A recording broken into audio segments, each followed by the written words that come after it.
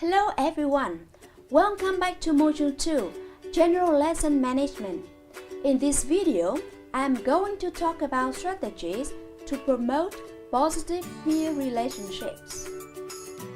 Besides the teacher-student relationship, relationships among students also have a strong impact on classroom management. So, why are positive peer relationships important? You see, as teachers, we all recognize that students can enjoy school life and learn better if they have good relationship with their peers. Good peer relationship provides students with friendship and stimulating recreational activities. For example, when adolescents face difficulties at school or home, they can get sympathy and understanding from their peers. Research studies have shown that this supportive setting helps them to achieve the primary developmental tasks of adolescence. Research has also shown that students who have good relationships with their peers are able to establish a sense of togetherness, belongingness, self-worth, and self-acceptance. As Baloch 1998 and Kaufman 2002 have pointed out, these feelings promote purposeful and responsible behavior and lead to effective learning. The better students get along with one another, the fewer problems will arise in the classroom. In contrast, those who relate poorly to their peers tend to experience more tension, stress, and depression, and they have difficulty in learning, even when teaching is effective and student-centered. More alarmingly, as suggested by many studies, such students misbehave more frequently and are more likely to engage in bullying, violence, and dropping out of school. So, how can teachers help to promote positive peer relationships? The key to developing positive interpersonal relationships among students is to provide students with opportunity to form connections with their classmates. If students feel personal connection with each other, they are less likely to engage in bullying and other disruptive behaviors. This doesn't mean that all students in the class need to be close friends. It would be an unrealistic goal. Rather, the goal is to develop a caring and respectful classroom environment in which students respect each other and in which academic and social-emotional learning can take place as a result. Now, I'd like to introduce 5 valuable practical strategies for teachers to help promote peer relationships in daily language teaching. These strategies are teaching social-emotional skills, teaching conflict resolution skills, teaching problem-solving skills, getting students to learn in groups, and creating classroom climate of positive peer relationship. I'll talk about each of these strategies in more detail in the next part so that you may have a deeper understanding. First, I'll talk about teaching social-emotional skills. According to Vita 2003 and Gorman 1998, social-emotional skills include self-awareness, empathy, and communication and conflict resolution skills. These skills are critical factors in learning, work, and life success. They enable students to establish and maintain friendships and a sense of belonging, and when students feel accepted and respected, they learn well. Otherwise, they can be distracted from learning by spending much of their time and energy trying to fit in and managing social conflicts and teasing, and may eventually end up misbehaving. Students' limitation in these social skills play a large part in causing classroom behavior problems, while those who have learned such skills are able to cooperate with their peers, and this has a positive effect on their learning. It has also been confirmed in studies that in the schools where students are explicitly taught social-emotional skills, their academic performance increases and their behavior problems decrease. Also, the quality of peer relationship among students improves. To promote good peer relationships among students in a class, teacher may build these social-emotional skills into the general curriculum and classroom management system. For instance, they can consider integrating themes such as friendships and interpersonal relationships into their classroom teaching. Next, I'll talk about conflict resolution skills. Obviously, students may have conflicts not only with teachers but also with their peers. Research studies have shown that students who are trained in conflict resolution skills are more likely to resolve such problems in positive ways instead of withdrawing or becoming violent, and their academic attainment also improves. These clearly have great advantages for both students and teachers. These skills can help students to handle conflicts effectively and prevent the escalation of conflict into violence, as well as preserve relationships. In reality, many conflict resolution programs are available. And here is an example of a general sequence for a conflict resolution program for teachers to follow. At first, teachers may gather information about the student involved and describe the conflict. Then, they need to listen to and state each student's point of view.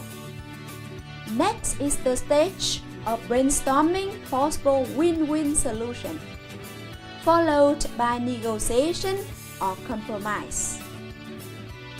After that, it is the time to think about the consequences of possible solutions and try out what appears to be the best solution and review it. Now, I talk about teaching problem-solving skills. Students who master the skills of problem-solving are more able to develop and maintain relationships and are likely to achieve better academically and exhibit a higher level of independent thinking. Therefore, problem-solving should be promoted as one of the key components of classroom management to foster good peer relationships and improve students' behavior. Problem-solving skills can be taught through a self-instructional approach in which students learn to solve problems independently and to take responsibility for their own behavior and decisions, rather than relying on other opinions and instructions. The next strategy is getting students to learn in groups. You see, getting students to learn in groups really helps to promote good peer relationships. Also, using groups in learning creates more context where students are able to collaborate with others and develop their social self. When working in this way, students can help each other to make progress in learning by giving one another explanation in the ways that make sense to them, not from the teacher's point of view. Working together can also enhance the social skills of problem solving, communication, negotiation, showing empathy, and so on. In fact, there are lots of ideas to promote collaboration in the classroom. I myself find 4 of them really practical. First of all, as their teachers, we need to explain to them the reason for working together and the expected benefits of cooperation. Besides, we also need to plan activities which reduce competition and promote cooperation. Another good idea is using random, mixed ability-based and friendship groups to balance the spread of skills and ability for specific learning targets. And finally, we should create opportunity for students to teach each other. And the final strategy is creating a classroom climate of positive peer relationship. Good peer relationship can be developed as a classroom climate. There are many ways in which teachers can enhance a classroom culture of friendship, belongingness, and cohesiveness. The basic principle is to get the class to engage in some whole class activities which are not necessarily directly relevant to school learning. For example, decorating the classroom for special events and festivals, and creating a song or slogan for the class. Such activities are aimed at promoting students' positive feelings about being group members and helping them develop a sense of belongingness to the class. Through being exposed to such a classroom culture, they learn how to appreciate and care for others and to share happiness with them, as well as developing positive attitude towards the school and their learning. One type of whole class activity is celebrating special events, such as students' birthday, Christmas, Easter, the Mid-Autumn Festival, and so on. Some teachers may be hesitant about celebrating them because of the large class sizes. But there are many ways of celebrating birthday without involving much life.